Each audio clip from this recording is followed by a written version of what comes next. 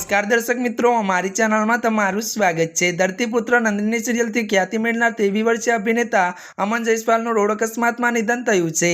આ ટીવી સિરિયલના લેખક ધીરેન્દ્ર મિશ્રાએ ટાઈમ ઓફ ઇન્ડિયા પર આ અકસ્માતની પુષ્ટિ કરી છે।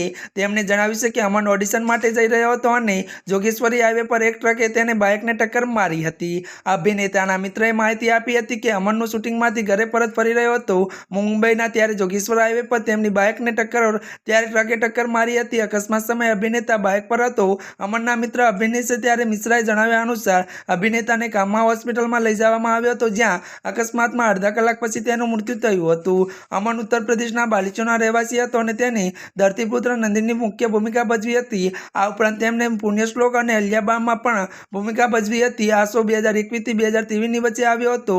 મોડલ તરીકે પોતાની કારકિર્દીની શરૂઆત કરનાર અને જયસ્વાલ સગુનો મહેતાનો શો ઉડારિયામાં પણ તેમણે ભાગ લઈ ચૂક્યો હતો।